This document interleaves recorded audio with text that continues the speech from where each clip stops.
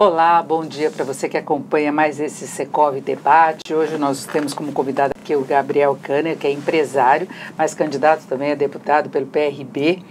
Gabriel, bom dia. Bom dia, Denise. É um prazer para mim estar aqui com vocês hoje.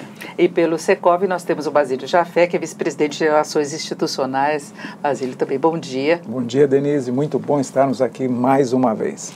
Nós estamos discutindo política, perspectivas da economia, essa conjuntura toda que nós temos aqui no país, eleições se aproximando, né? E nós temos de debater o que pode acontecer nesse pós-eleições, essa é a grande expectativa. Eu lembro que você pode nos acompanhar pelo YouTube, depois os programas ficam disponibilizados para você acompanhar. Hoje nós estamos começando com um certo atraso, exatamente pela programação aí do Gabriel, com momentos finais aí para as eleições. Agora, Gabriel, você entra naquele grupo de mais jovens que estão tentando, você tem 28 anos, parece até menos, mas dos jovens que tentam renovar a política brasileira, né? Você é sobrinho de Flávio Rocha, que foi candidato aí à presidência, acabou saindo. Por que um empresário entrar na política? Qual a tua expectativa em relação à política brasileira? Você acha que dá para fazer diferente disso que está aí?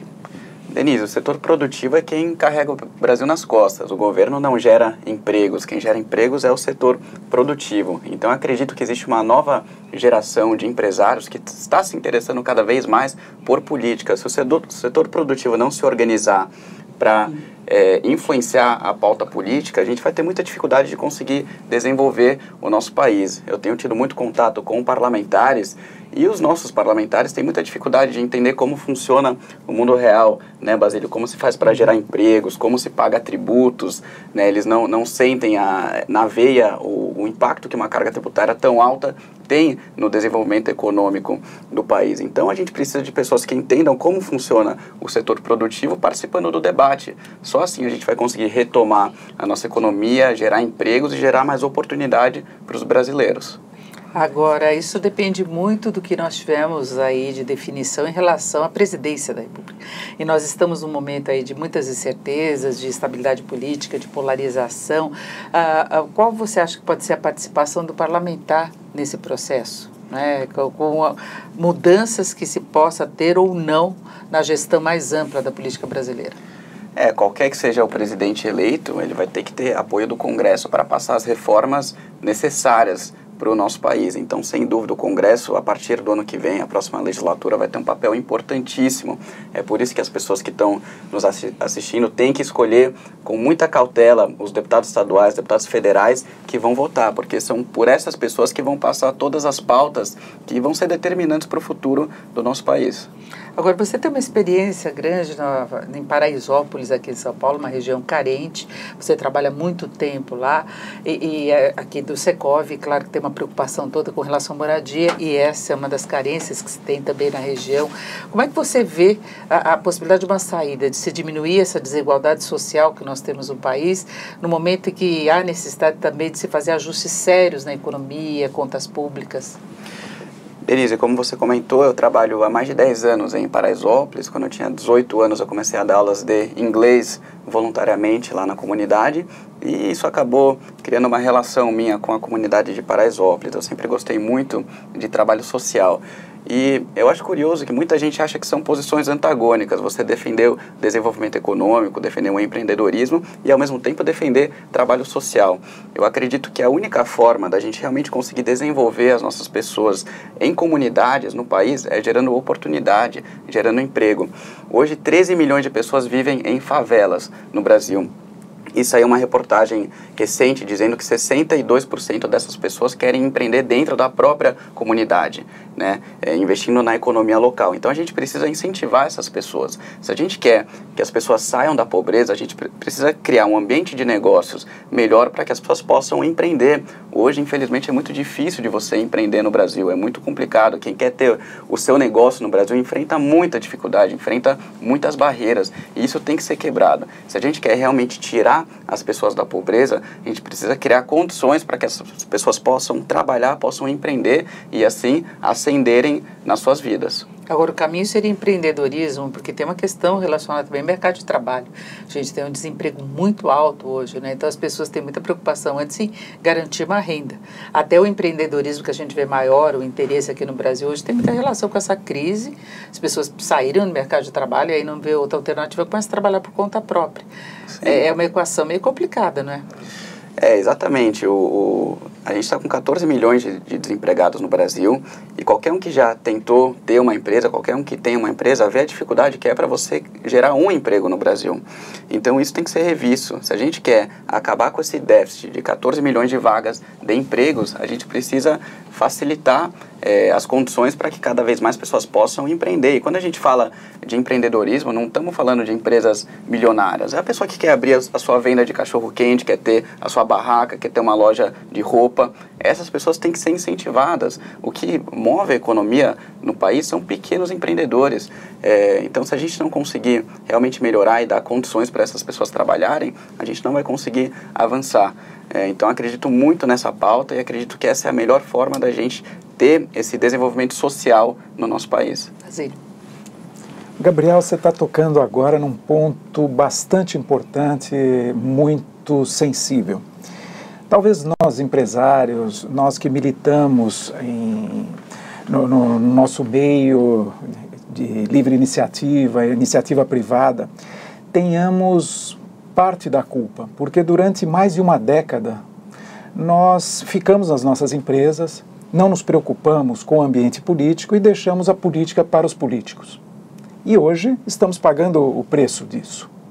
É muito bom a gente ver que nessa eleição você e outros estão buscando romper esse paradigma e trazer o empresariado, trazer a livre iniciativa para o ambiente político, para que a gente possa defender as nossas ideias, para que a gente possa expor os nossos princípios, os nossos valores e defender os nossos interesses legítimos também. Você tocou no Custo Brasil.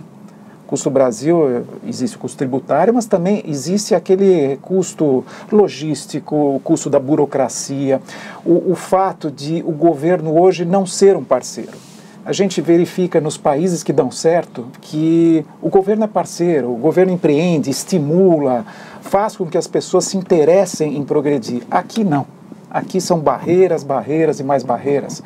Você é empresário, você sabe do que eu estou falando, é só pensar se você tiver necessidade um dia de um licenciamento ambiental, ou de uma certidão trabalhista, ou do que quer que seja, é uma verdadeira loucura. Então, nós, empresários, temos que agradecer a vocês que estão se dispondo a esse sacrifício, a encarar esse desafio, essa luta e se dispor a isso. E esperemos que vocês possam ir bem e defender os interesses de todos nós para que a gente possa ter um Brasil melhor.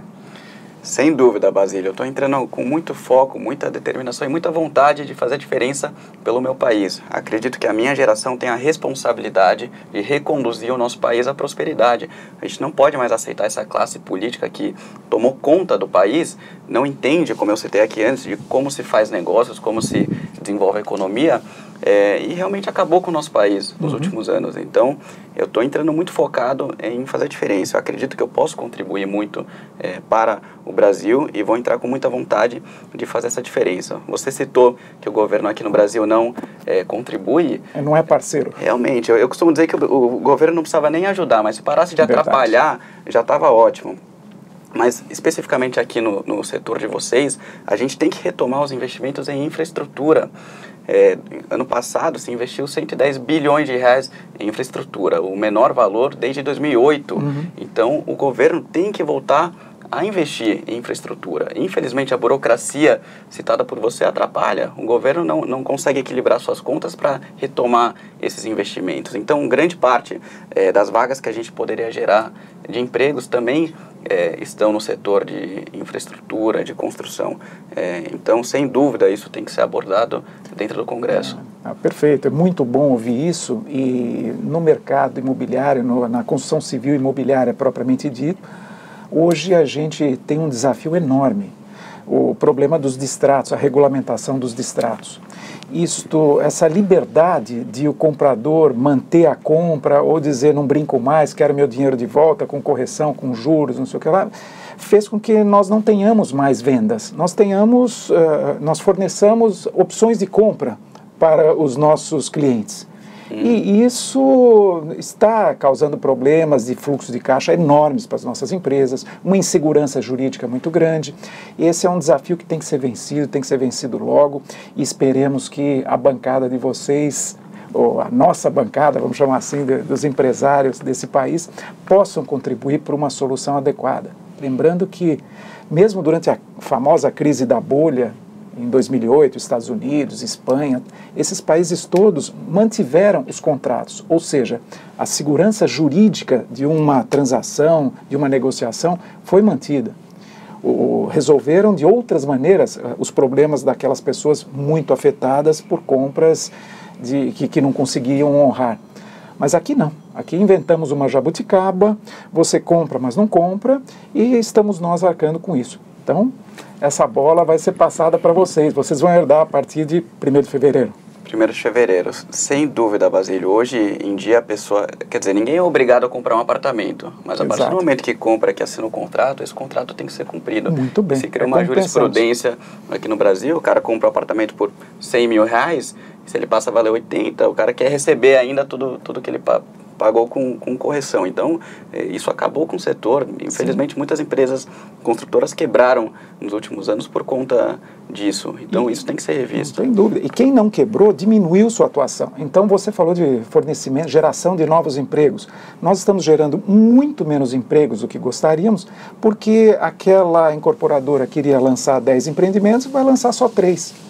Porque tem receio, não sabe como vai se comportar o fluxo de caixa, não basta vender, e complica e dá efeitos na economia como um todo, porque nós somos um dos 2 únicos setores que absorve mão de obra menos qualificada. Estamos hoje em processos de qualificação que as próprias empresas estão fazendo, contribuindo, inclusive o seu trabalho em Paraisópolis espetacular, temos canteiros por lá, temos escolas, temos tudo, temos uma atuação inclusive social para que a gente possa minorar esse problema de falta de qualificação. Mas quem absorve somos nós e o agribusiness.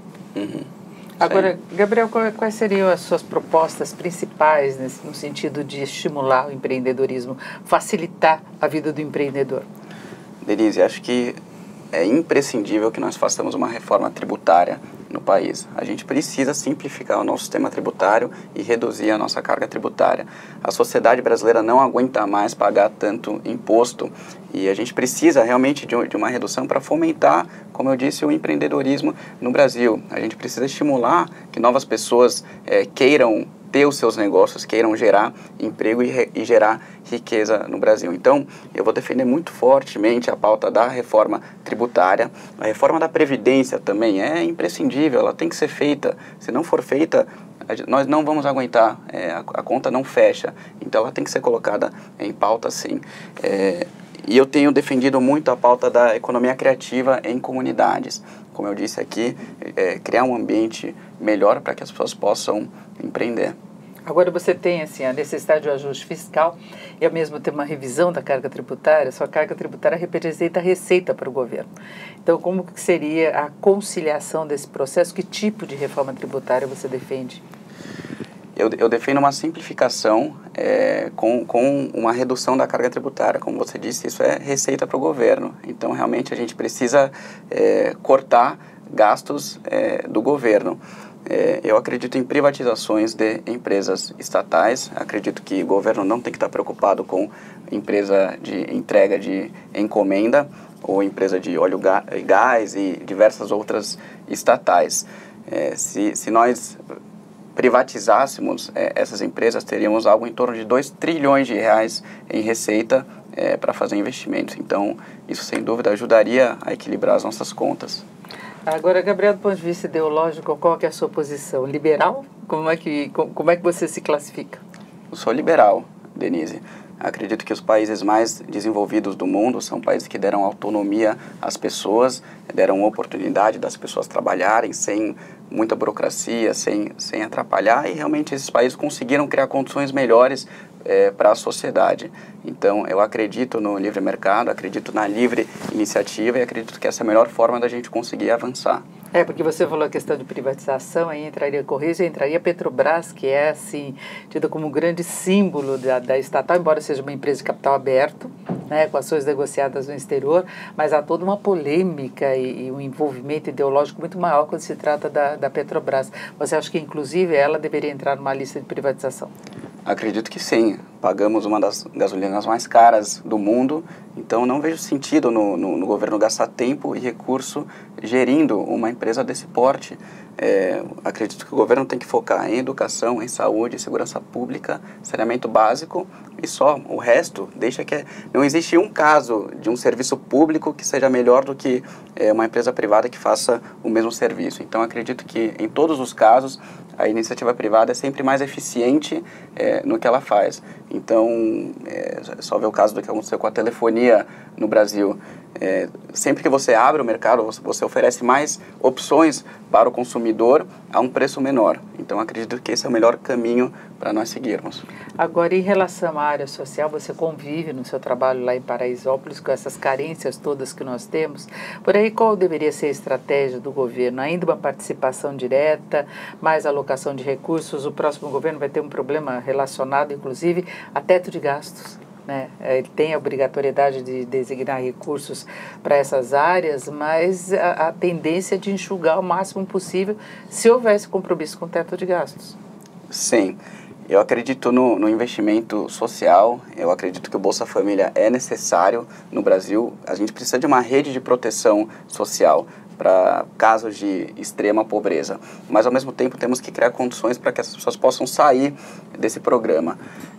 Eu acredito que o teto de gastos foi necessário para conseguirmos ter algum controle das contas públicas e o governo vai precisar trabalhar para manter os níveis de educação e de saúde com o que foi proposto no teto. A verdade é que não investimos pouco em educação, investimos 6,5% do PIB, isso é mais do que Coreia do Sul proporcionalmente, mas esse dinheiro é mal investido.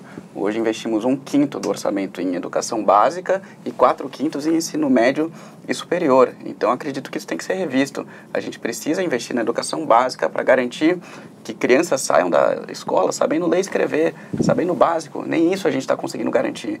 Então, não acho que é um problema de falta de recurso, é falta de critério no investimento. E planejamento também, qualificação de professores, né? Porque é uma questão que a gente discute há muito tempo no Brasil, essa questão da má formação das crianças, assim, no ensino básico, né? E o Brasil perde espaço e isso vai criar profissionais também com uma precariedade de formação. Por mais que se estude, que chegue à faculdade, tem na base uma deficiência, né? Com certeza.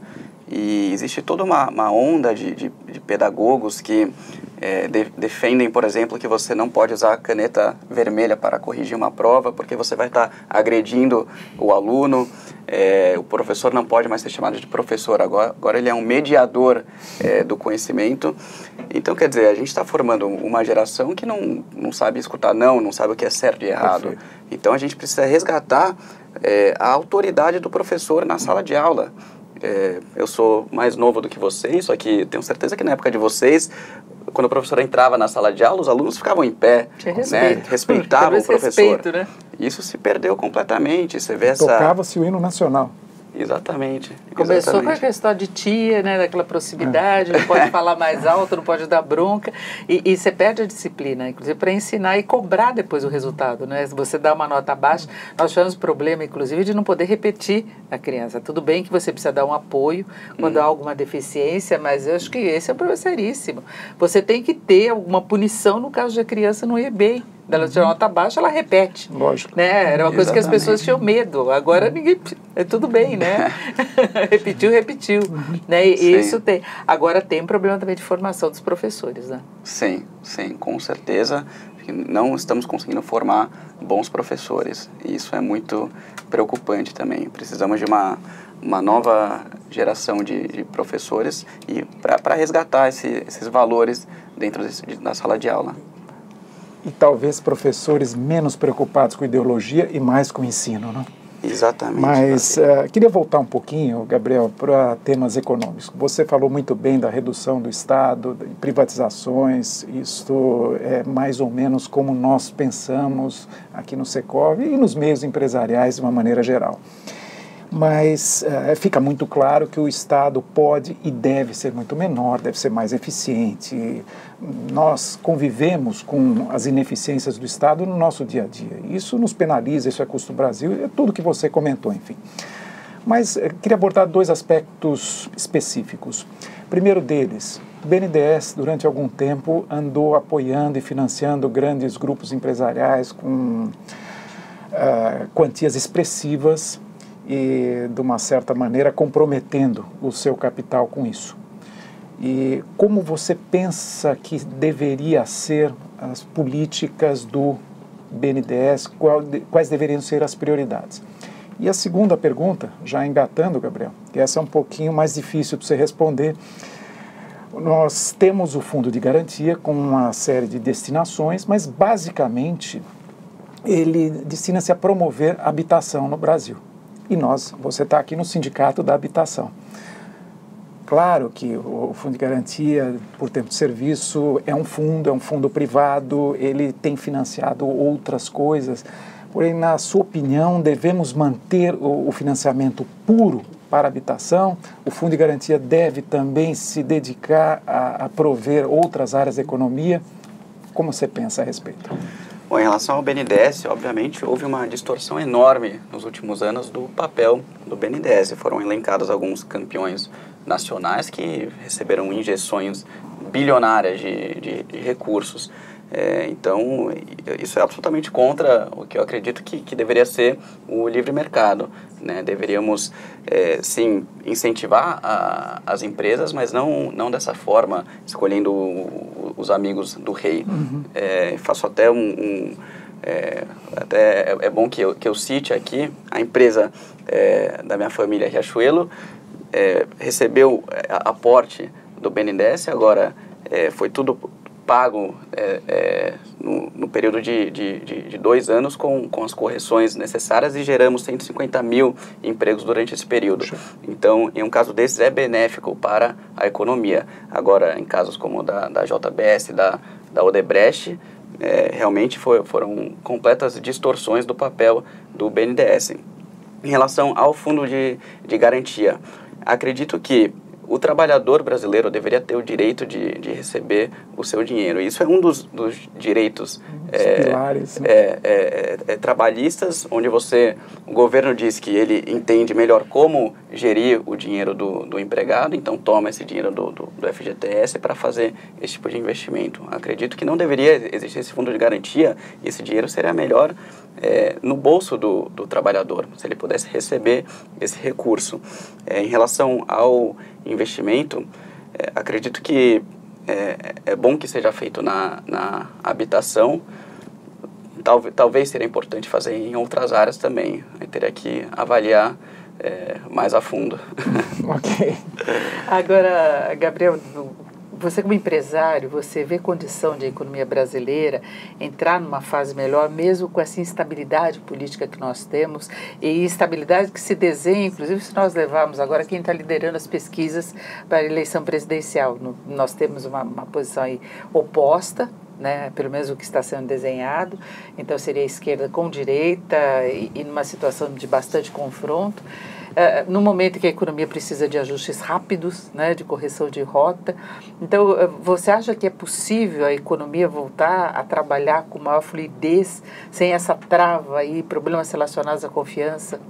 Acredito que sim, Denise. Sou esperançoso em relação ao Brasil, eu sou otimista e tem casos como Hong Kong, por exemplo, que na década de 50 era um dos países mais pobres do mundo, em pouco tempo conseguiu desenvolver quase que milagrosamente a sua economia. Hoje é um país desenvolvido, um país de primeiro mundo com políticas liberais, com políticas de livre mercado. Então acredito que o mesmo possa ser feito no Brasil. Se a gente conseguir realmente, como você citou, destravar a nossa economia, acredito que num curto espaço de tempo podemos ter resultados muito bons no Brasil. Agora, isso vai passar pela próxima legislatura. Então é importante que todos o setor produtivo se unam e se organizem para que a gente possa avançar com essas pautas. Eu participei do lançamento de um movimento chamado Brasil 200 em janeiro, que foi um movimento que tem o objetivo de defender uma agenda liberal e defender uma agenda de desenvolvimento econômico. Acredito que a partir de janeiro temos que organizar o setor produtivo e realmente entrar com força no Congresso. Temos que pressionar os congressistas, eu espero liderar esse processo dentro do Congresso para que essas pautas avancem e para que o setor produtivo seja escutado dentro do Congresso. Então, eu sou otimista e acredito que nós podemos sim destravar a economia do país. Eu colocava essa questão porque qualquer pauta vai ter de passar pelo Congresso e se você tiver uma oposição muito forte, e é isso que se pode ter no resultado das eleições, a gente ainda tem aquele costume de se travar determinada agenda Sim. por interesses políticos, né? Uma coisa muito nociva para o país e que a gente já viu em várias ocasiões. Então, se você não tiver uma conciliação, acordos, e aí se cobra muita coisa, muitas vezes do presidente, ele fica acuado em relação a isso, você não consegue avançar com a agenda, por melhor que seja essa agenda, né? Com certeza. Eu acredito que é possível ser feito justamente juntando interesses em comum. Pelo Brasil 200, nós lançamos uma frente parlamentar esse ano, ainda já está protocolada no Congresso, que é a Frente Parlamentar Brasil 200. Tivemos 249 assinaturas de deputados federais e 29 de senadores.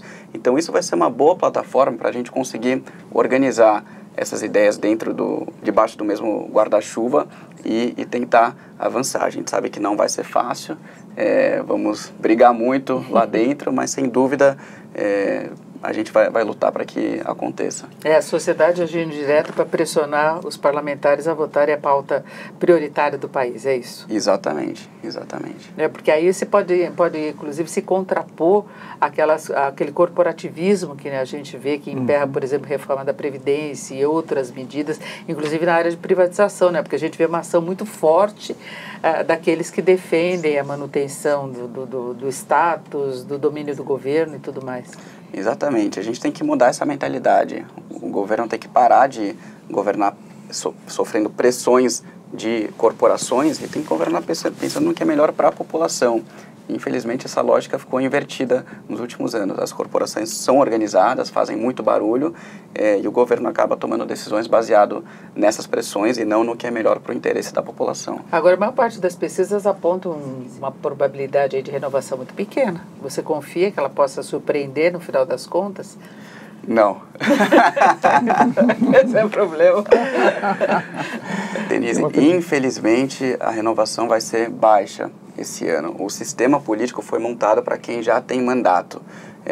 Então proibiram doações de empresas, então só ficou liberado fundo partidário e doações de pessoas físicas.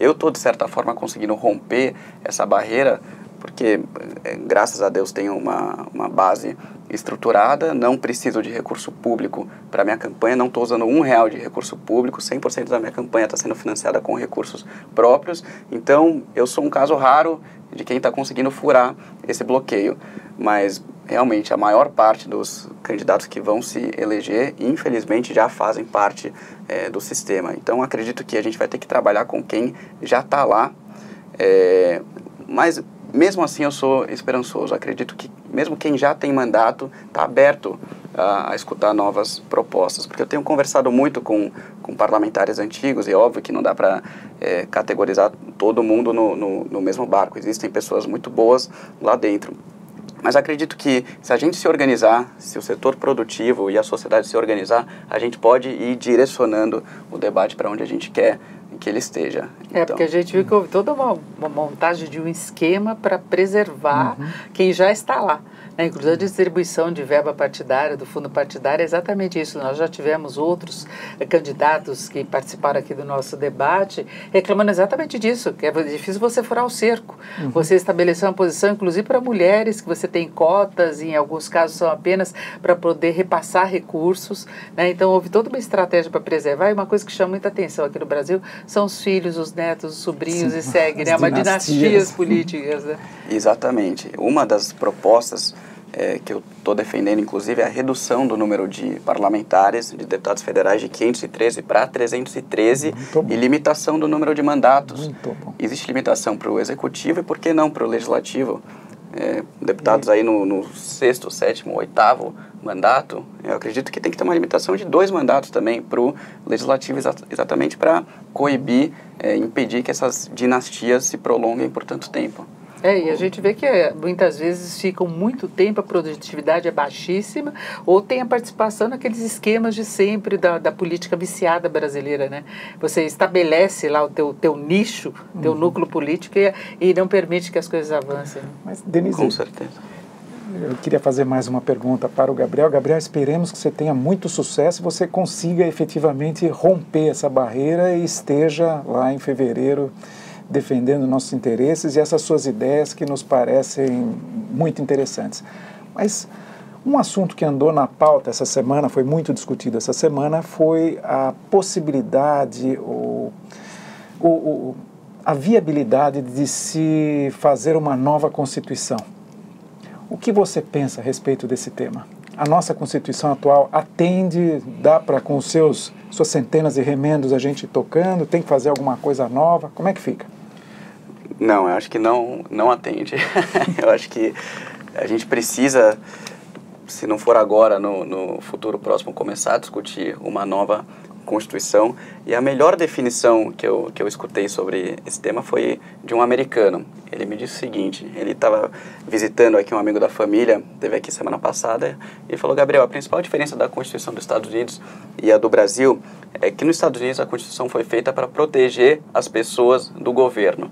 E no Brasil ela foi feita para proteger o governo das pessoas. Então é uma Constituição que garante milhares de direitos e não consegue de fato entregar esses direitos para a população. Então, sem dúvida, acredito que ela precisa ser revista. Vai depender de como tiver o clima dentro do Congresso, né? A gente vai ter um novo presidente, uma nova legislatura. A gente vai ter que sentir quando vai ser possível colocar isso em pauta, mas sem dúvida acho que precisa ser feito. Mas com uma nova Constituinte. Com uma nova Constituinte. Representatividade popular. Exatamente. Porque a gente já teve a ideia daquela Constituição com notáveis, e aí seriam notáveis indicados, e esse não é o que se espera da democracia, né? Não, teria que ser com uma Assembleia Nacional Constituinte. Porque a Constituição, na verdade, ela foi crescendo, né? Você tem emendas, tanto que agora você chegou num ponto que quando você tem algum assunto prioritário, como foi o caso da PEC dos gastos, é tudo emenda constitucional, de tanto que ela restringiu a questão da gestão mesmo da máquina pública, né? Sim. É uma situação muito complicada, várias ações, iniciativas você não pode tomar, algumas até que exigiriam urgência, porque está lá na Constituição alguma trava, né? Exatamente. Então tem um monte de remenda e é preciso ser revisto. Agora, as pautas então prioritárias suas estariam mais focadas no empreendedorismo mesmo? Sim.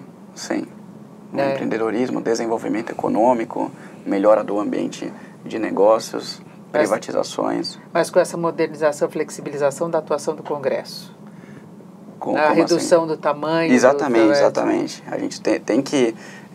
eu acredito que a política não deveria ser apetitosa, né? Ninguém deveria querer entrar para a vida pública para desfrutar das benesses, dos privilégios. Isso é o que acontece no Brasil.